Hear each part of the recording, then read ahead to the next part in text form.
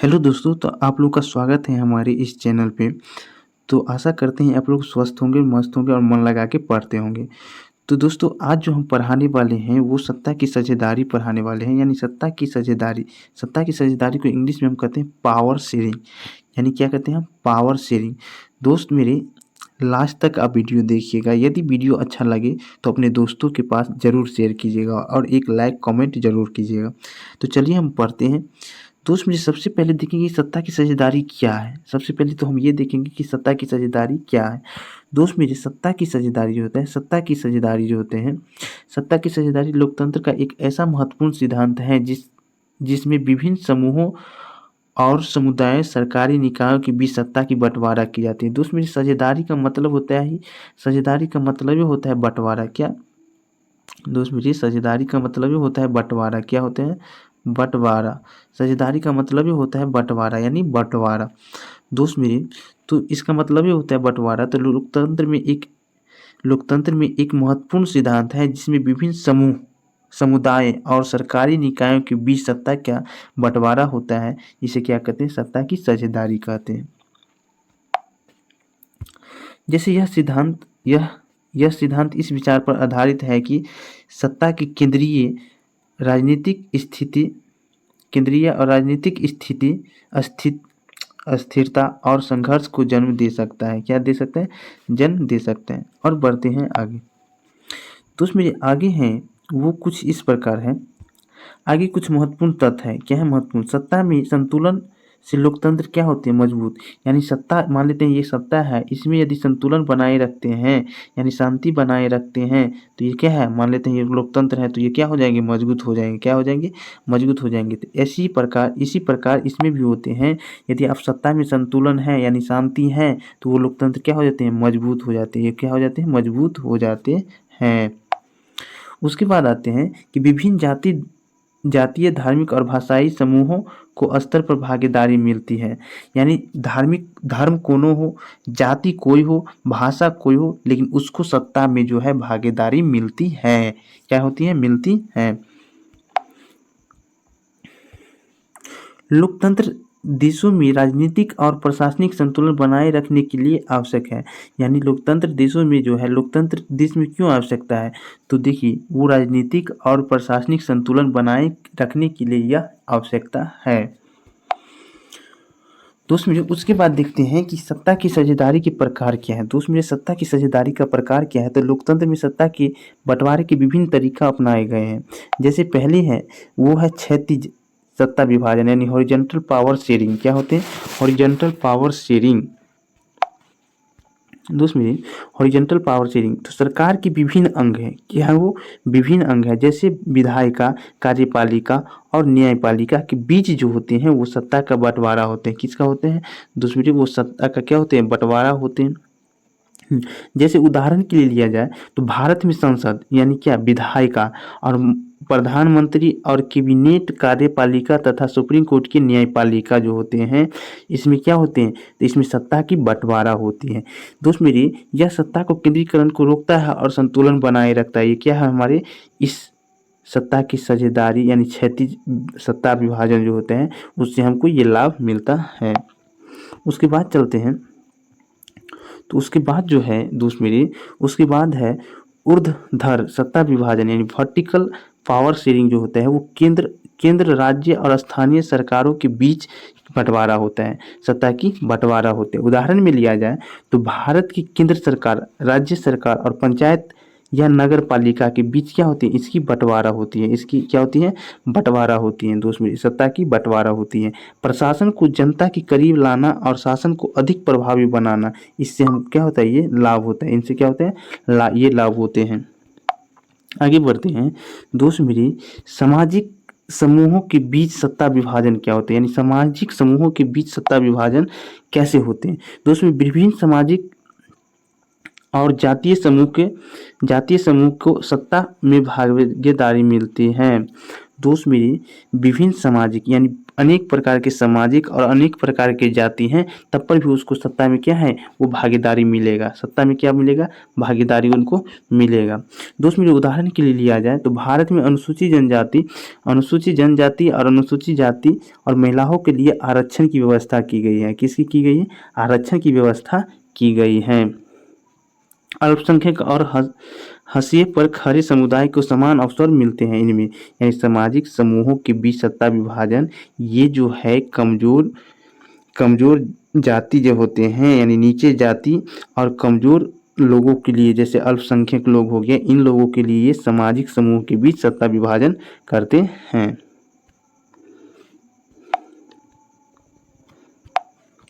दोस्त मेरे, हम यहाँ देखेंगे कि राजनीतिक दलों, दबावों और समूहों और आंदोलनों के बीच सत्ता विभाजन कैसे होते हैं। राजनीतिक दलों और गठबंधन सरकार सत्ता में साझेदारी करती है। जैसे मान लेते हैं अनेक पार्टी मिलके एक गठबंधन बनाती हैं, वो भी क्या करते हैं, सत्ता में साझेदारी करते हैं। दोस्त मेरे उदाहरण में लिया जाए तो भारत की गठबंधन सरकार, जैसे भारत में एनडीए की सरकार है तो वो अनेक प्रकार की पार्टी से मिलके बने हुए हैं। क्या, अनेक प्रकार की पार्टी से मिलके बने हुए हैं, उसी को हम कहते हैं गठबंधन, उसी को हम क्या कहते हैं, गठबंधन।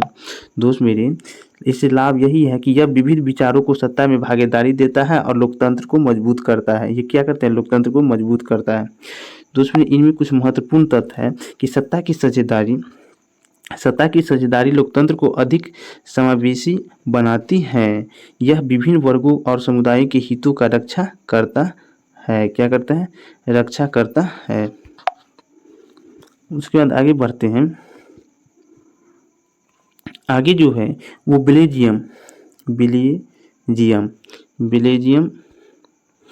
बेल्जियम और श्रीलंका में सत्ता की साझेदारी का तुलना किया। दोस्त मेरे, बेल्जियम और श्रीलंका जो है दो लोकतांत्रिक देश हैं, लेकिन इन्होंने सत्ता की साझेदारी अलग अलग तरीके से अपनाई। बेल्जियम में डच भाषाई लोग जो थे वो 59% थे और फ्रेंच भाषाई लोग जो थे वो 40% थे। कितने, 40% थे। इनके बीच संघर्ष की स्थिति थी। बेल्जियम सरकार ने एक समझदारी भरी नीति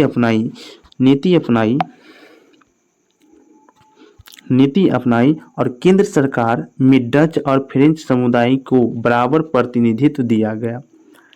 केंद्र सरकार में डच और फ्रेंच समुदाय के लिए बराबर प्रतिनिधि, यानी दोनों बराबर दर्जा दिया गया दोनों को। दोस्त मेरी, ब्रुसेल्स राजधानी में दो भाषाई समुदायों की बराबर भागीदारी सुनिश्चित की गई, यानी इसमें भी दो भाषाएं के लोग को बराबर भागीदारी सुनिश्चित की गई। कहाँ, ब्रुसेल्स राजधानी में। दोस्त मेरे, यहाँ देखिए एक सामुदायिक सरकार यानी कम्युनिटी गवर्नमेंट बनाई गई जो भाषा, संस्कृति और शिक्षा से जुड़े मामला को देखता है। इसका कुछ परिणाम है कि बेल्जियम में सत्ता की साझेदारी के माध्यम से स्थिरता और शांति बनाए रखते हैं। यानी बेल्जियम में सत्ता की साझेदारी से क्या करता है, वहाँ के लोग स्थिरता और शांति बनाए रखते हैं इस सत्ता की साझेदारी के कारण। दोस्त मेरे, श्रीलंका में बहुसंख्यकवाद और सत्ता के केंद्रीकरण। श्रीलंका जो है वो 1948 में क्या हुआ, स्वतंत्र हुआ। श्रीलंका ने सत्ता की साझेदारी को नकार दिया। श्रीलंका ने क्या किया कि सत्ता की साझेदारी को नकार दिया, इसको एक्सेप्ट नहीं किया वो, और बहुसंख्यक सिहली समुदाय जैसे 74% को अधिक अधिकार दिए। दोस्त मेरे, 1956 में सिहली को एकमात्र आधिकारिक भाषा घोषित किया गया। 1956 में जो है सिहली भाषा को आधिकारिक भाषा घोषित किया गया। कब, 1956 में। बौद्ध धर्म को विशेष संरक्षण दिया गया। तमिल में अल्पसंख्यकों को 18% शिक्षा को नौकरी में भेदभाव का सामना करना पड़ा। कहाँ, तमिल में 18% को।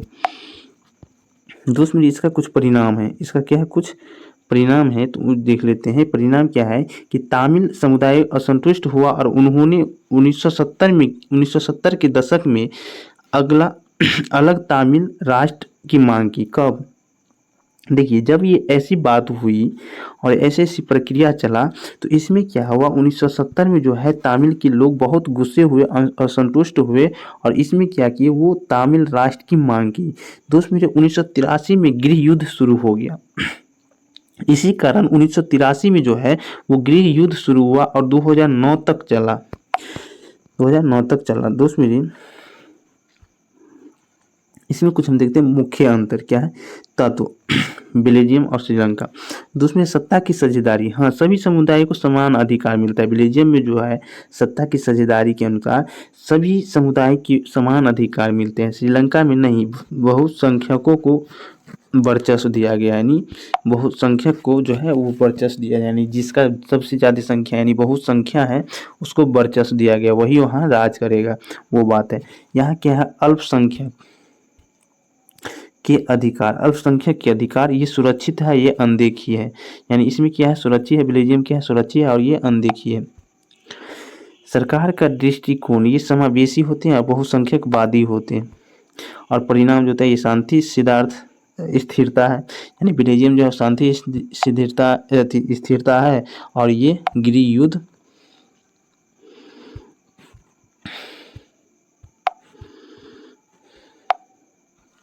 ये जो है गृह युद्ध और हिंसा है। दोस्त मेरे, सब सत्ता की साझेदारी लोकतंत्र की स्थिरता के लिए आवश्यक है। यानी सत्ता की साझेदारी जो है लोकतंत्र को स्थिरता के लिए क्या है, आवश्यकता है। यानी किसी को रोकने के लिए उसको, किसी को एनर्जी के लिए उसको रेस्ट की जरूरत होती है, वैसे ही सत्ता की साझेदारी को लोकतंत्र की स्थिरता के लिए जरूरी है।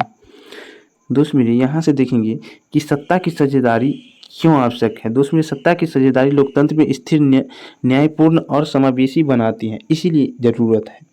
यानी ये सत्ता की साझेदारी जो है ये स्थिर बनाती है और न्यायपूर्ण बनाती है और समावेशी बनाती है, इसीलिए सत्ता की साझेदारी का जरूरत है। जैसे कि पहले क्यों जरूरत है, जो लोकतंत्र के लिए आवश्यक है। सत्ता का केंद्रीकरण तानाशाही और भ्रष्टाचार को बढ़ावा देता है। यानी सत्ता का जो केंद्रीकरण है वो किसको बढ़ावा देता है, तो तानाशाही और भ्रष्टाचार को बढ़ावा देता है।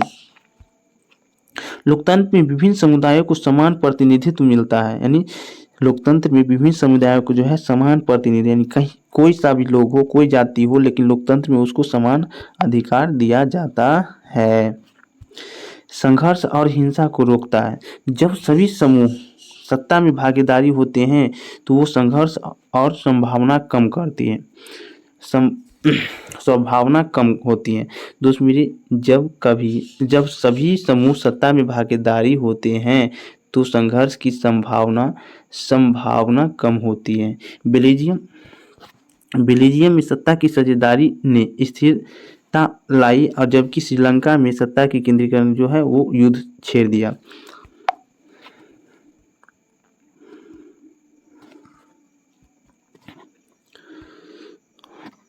राष्ट्रीय एकता और समावेशित क्या होता है, यह अल्पसंख्यक और वंचित समूहों को संरक्षण देता है।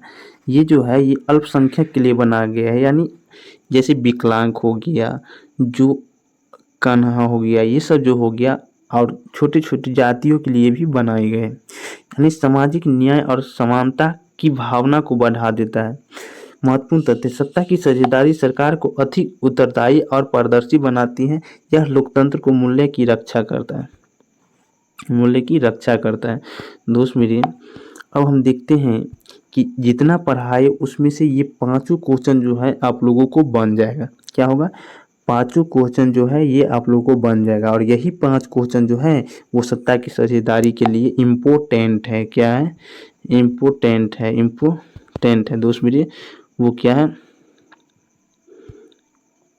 क्या है दोस्त, तो वो जो है वो इम्पोर्टेंट है। क्या, यदि आप लोग चाहते हैं कि इनका PDF आप लोगों को टेलीग्राम पे मिले तो आप डिस्क्रिप्शन में जाके टेलीग्राम ज्वाइन कर सकते हैं, और यदि अच्छा लगे तो अपने दोस्तों के पास ज़रूर शेयर करें।